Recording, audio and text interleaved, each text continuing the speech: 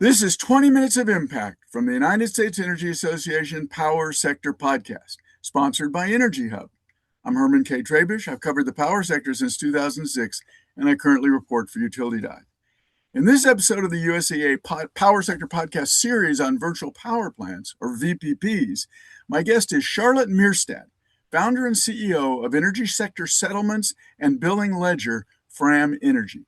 Charlotte's going to describe the potential opportunities and complexities in handling settlements for VPPs composed of potentially millions of distributed energy resources, or DER, the DER owners, their utilities, and their aggregators. Charlotte began her career as an energy infrastructure engineer. In 2021, she moved into climate tech research and development and spent time with Google's Moonshot Factory of world-changing climate ideas. Since she founded Fram Energy in 2023, she's won multiple awards and fundings, including from the Department of Energy, and was named one of 5 2025 environmental startups to watch by Forbes. So, Charlotte, we're watching. Let's start with you describing what Fram Energy is, why you founded it, and what you've discovered about how to automate billing, payments, and revenue collection generally for utility scale and distributed clean energy resources. Hi, Herman. It's such a pleasure to be on with you today. Thank you for the invite, and I am so excited for our conversation today. Me too. Your question about kind of why Fram Energy came to be is actually very tied to my own personal experiences at the small scale. So I own a grand total of 1 apartment in Amsterdam, where I'm from, and I put solar on the roof when I still lived there. And when I moved to the US to go to business school, that went from an owner-occupied apartment to a tenant-occupied apartment. And from one day to the next, the solar investment just went to zero value for me because the tenants were just getting these free kilowatt hours from my energy asset on their energy bill because they now owned the energy relationship with the utility and the contract. So I found myself wondering, why isn't there a tool that allows me to monetize this energy asset towards my tenants and essentially sell them the power that my asset is generating for them? And that is the original V1 of what we set out to build at Fram Energy, because during business school, I discovered that this was actually a huge issue, not just affecting my one rental, but affecting all of the 40 plus million rental households across the US. And from there, really built conviction that this was not just a critical unlock to start utilizing all those rooftops, but also an essential growth mechanism for the solar and energy storage industry to just access this part of the market where there's these fantastic huge loads, like a multifamily building has really substantial loads and kind of interesting quasi-predictable energy patterns. So there's all this opportunity for VPPs and DERs. It just needs to be unlocked by the right tool that allows you to monetize. So we've grown very rapidly. We're sending out over 4,000 bills every month by now, started the company in 2023. And we originally started off with these multifamily projects, very tied to my rental origin story, and have since discovered that there's this much broader need for anyone who's an independent power producer to have this very accurate, hyper-transparent settlements layer where you have your contracts. That is the type of like value split and financial agreements that you make as the power producer, whoever uses the loads, potentially the person that owns the site, maybe even the utility. And then you have your orchestration managing the assets. And we're really the missing third layer of the settlements. We see what actually happened. We take those contracts, apply them, and make sure that the actual revenue collection and revenue split happens according to the contracts. Interesting. You make it sound easy. I assume it's has something to do with a software layer that you provide. Is that correct? 100%. So we are fully a software company. We don't actually own assets or like in that sense compete with our independent power producer customers. So we're really the financial layer that gets you your revenue, but also gets all the stakeholders this great transparency into what actually transpired, the calculations we ran, whether that's on peak load shaving, rate arbitrage, simple PPA power selling, grid services. We make all that very intuitive and insightful so that any stakeholder related to the project, whether that's the off-taker, the independent power producer, or in the future, even the grid, can see the interval data that was used, as well as the way that we calculated revenue collection and value split for that project. It sounds a little bit like the same kind of settlements that community solar projects have to make. Do you work with community solar, or what's the difference? Yeah, I think there's a couple meaningful differences. Um, Community solar, interestingly enough, is the one pocket of the market we are absolutely uninterested in for a number of reasons. But I'll get into your question of how it's different. So I think what we're doing is much more tied to place. Um, Generation is always local to Ah, the projects that we're billing, which is different than community solar. And I think one really big strategic advantage is that for all the projects we serve, the base of off-takers, whether that is for a multifamily project or for a commercial project, a commercial off-taker, the base of off-takers is fixed. We don't do any acquisition where we're at the farmer's market trying to win souls for any kind of energy program. okay. We always have enter a project where there's like fixed off-takers. And in addition to that, I think because we are much more the loads are more closely tied to the physical assets. We have much more potential to enable all of those different revenue creation mechanisms that exist for VPPs. Again, between rate arbitrage, peak load shaving, simple monetizing of the produced kilowatt hours, grid services, I think we have a lot more flexibility to work with projects that create value across all of those types of energy monetization. All right. That's as far as we want to go there. I want to ask you something. Word on the street, and by that I mean your email to me, says you're moving your services into handling billing payments and revenue collection for virtual power plants, which is what this Power Sector podcast series is about.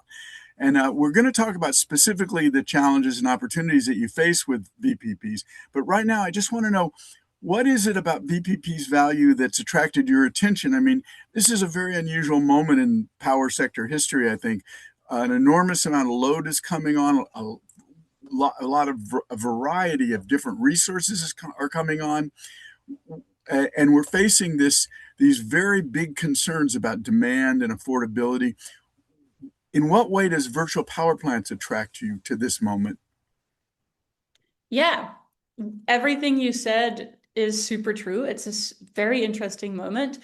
And I think it's a really great moment specifically for us because of all of the increased complexity in the business models that are emerging. So, as you're saying, the value of power is rapidly skyrocketing Ah, nationally. And there's all mhm. this load growth and other factors, the aging grid, like there's all these things driving that value increase. So that is one really favorable factor driving the value of all kinds of VPP business models as well. And it's incentivizing very interesting non-linear structures. And with non-linear, I mean that there's also often more than two stakeholders and all these Mm. different ways that I described in which value is being created. And the reason that that is a very compelling opportunity for us as a billing and settlements layer is that whatever solutions might work for a simple PPA as it comes to billing. So we've obviously done a lot of discovery in this space because these are our potential customers, like anyone who's an independent power producer could use Fram Energy for billing. So we need to know what they're using before we came along.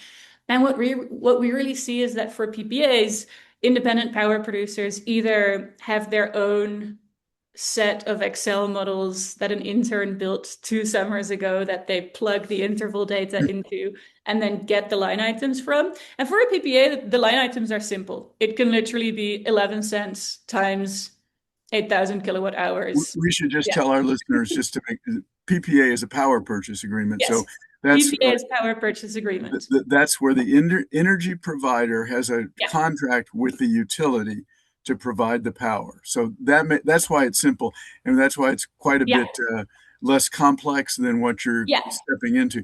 But So all of that really breaks like when you start to design these super interesting virtual power plants where whoever owns the load, so the user of the power, they need to get some value to join in with to sign on to this program. You have whoever owns the asset. You might have someone managing and dispatching the asset. You might even have the grid participating in the value creation. And the moment you have all of these different ways in which the electrons and the decisions that are made on how to route them create value, it just breaks for any independent power producer to try to do this in-house, and legacy solutions break as well. So that's why it's a great moment for us, because the sophistication, transparency, and accuracy of our solution really shines with these transactions that are more complex. here's a quick note from the sponsor of our series of podcasts about virtual power plants, Energy Hub. What if everyday devices had the potential to strengthen the grid when it's needed most?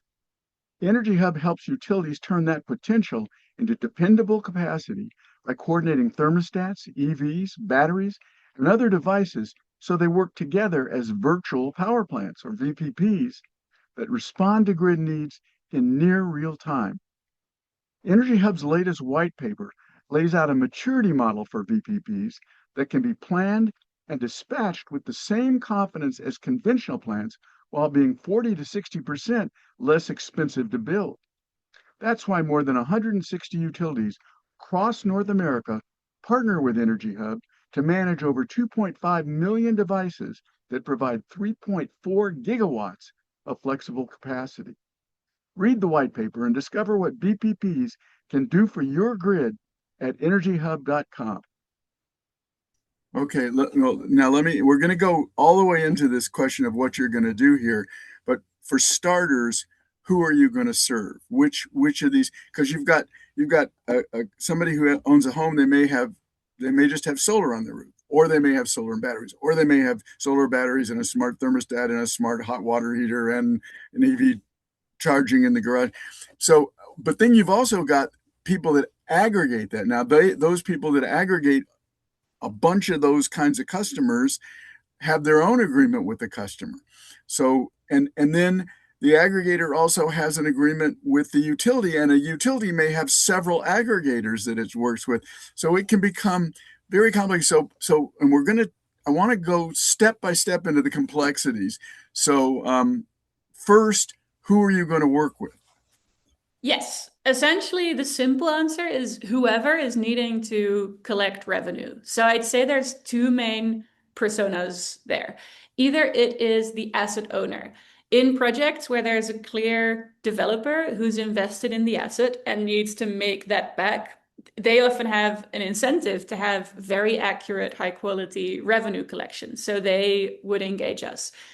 That role of collecting revenue can also be played, as you alluded to, by the aggregator. So if the aggregator has defined a contract with 10,000 households that defines how value creation is being split, it might also be the aggregator that engages Fram Energy to collect the revenue as well as make insightful for all the stakeholders everything that transpired and how it was turned into value for all of the stakeholders.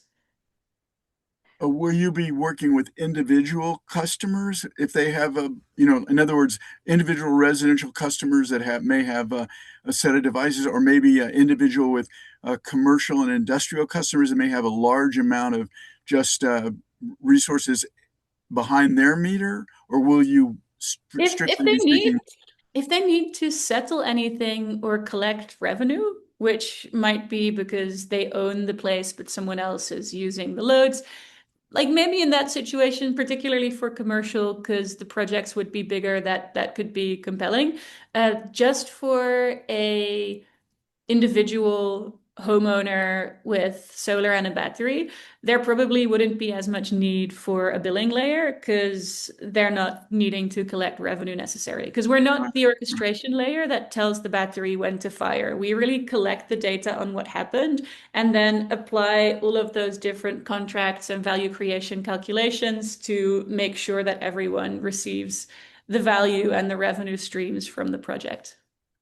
I want to go at least one level deeper. And the reason I say that is because it's really hard to understand, but I think you can illuminate something that most other people I talk to can't, which is you've got in any one home, you may have 3 or 4 or 5 devices, DER devices. In an aggregation, you may have a million devices, and that's one layer of how do you add all that up? That's all that generation or all that reducing a load that's going on. Then you've got an aggregator who is very focused on performance dependent earnings. That aggregator has agreements for certain levels of performance, and their earnings depend on it. So now, how do you work with them? I mean, and let me just make this one other point, and then I'll ask the question. You've also got utilities, and utilities are famously proprietary in the data that they make available. So how can it certainly can't be as easy as just plugging in your software. There must be something more to deal with that whole set of complexities. Could you go a little deeper into that?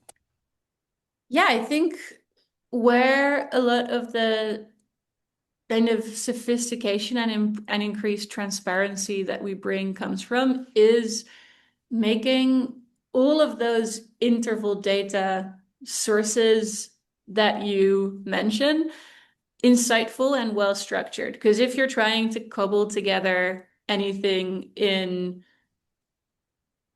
any kind of in-house way, that's just going to break pretty quickly. If you just have a couple hundred sources of interval data, um, which could be production, consumption, charge, discharge, just interval data, which, if that sounds jargony, relates to timestamps and the amount of kilowatt hours that were either consumed or delivered. And then for a battery, the terminology would be like charged into the battery or discharged from the battery. So just for a couple hundred sources, you're already dealing with over 1 million interval data points per month Mm, because mm. they come every 15 minutes, those timestamps. So I'd say that we've built really sophisticated software infrastructure to deal with that just bulk Ah, of data and to make sure that you can get the zoom out vision and the high over conclusions, but also pick one device or source that is showing a strange pattern and get deep enough into that interval data to be able to troubleshoot. So that kind of zoom in, zoom out, logical storing, and then you need to do a lot of parsing because almost anywhere where it's attractive to do VPPs, there's very different pricing for different times of the day. So we need to perform a lot of operations on that interval data, and there's a lot of edge cases around the time zone that you get the data in. You have winter time, summertime, different pricing during holidays, and our system essentially makes all of that super insightful and robust, and honestly, like brings order to the chaos you were describing of just these millions of data sources connected to the same VPP. And to your question about utilities being proprietary, for some of the major utilities we work with, we have green button integrations where users ah, actually authorize us to like indefinitely receive their data going forward. And there are also projects where we work with on-site revenue grade submeters to get certain information we need in order to bill accurately and fairly. So we, at the project per project basis, really work with our asset owner customers to make sure that there are really fail-proof plans to collect the data we need with or without the utility, depending on how behind the meter or integrated the project is. that's interesting because a lot of people in the distributed energy community tell me that the biggest problem they have is access to data. Now, first of all, if you go in and you say, "Does the utility give us green button access?" That's fine. Your problem is solved. But you just mentioned there at that last phrase, if it's not available, do you run into situations where you cannot get the data you need from the utility?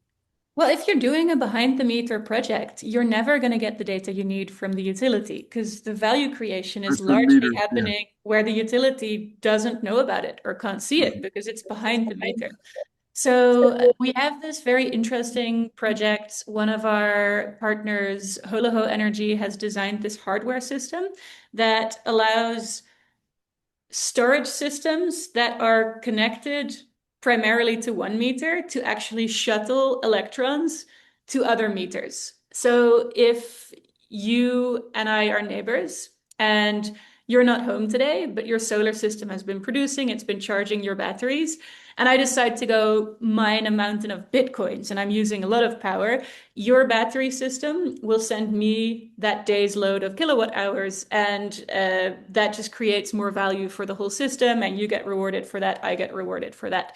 So I'd say And you settle between yes. you and And the way yourself that that and Mars. relates to the behind the meter question is in that case, the utility never knows that value was created because your solar system charged your battery and the electrons got sent to me. So for a project that is very behind the meter heavy like that, we definitely require on-site hardware because we're never going to get that data from the Mm. utility. Okay, so you do have to, and you were saying earlier that one of the reasons you don't do community solar is the complexities of enrolling customers, but you're going to have to deal with it may not be enrolling customers, but dealing with customers to Oh, deal with always. environment.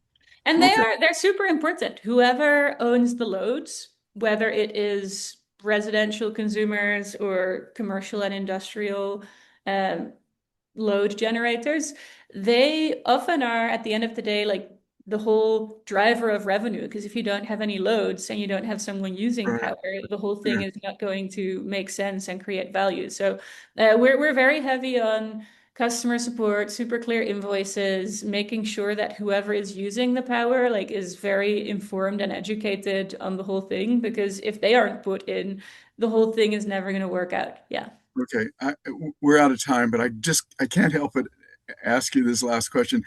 When you had that insight all the way back at the beginning that you needed to settle with that one apartment resident on that one solar system, did you ever think it was going to turn out to be this? Not at all. And it's such good timing because I applied to business school with this passionate essay about starting a company on the intersection of energy and the built world and building something that was going to have some kind of impact. And it's just the way life works that I encountered this tiny problem and it's just sparked this path of figuring out a much bigger need that really relates to where energy is moving, these distributed systems. So it's been a really rewarding journey, and probably the best part of it has been the opportunity to build a team from scratch, which has been my favorite part of the journey so far. Well, I actually think you're just at the beginning, but That's true. we'll be watching you. I've got to thank you. That's all the time we have. Thank you so much, Fram Energy founder and CEO Charlotte Meerstadt. She's described the opportunities and complexities in handling billing, payments, and revenue collection for VPPs that are composed of so many millions of DER, the DER owners, the aggregators, and the utilities. I also want to thank our sponsor, Energy Hub, my producer, Melissa Brown. And as always, I want to thank our listeners for taking the time to check out the USEA Power Sector Podcast. Don't forget to subscribe, like, follow, and share with everybody you know our quest for energy transition solutions.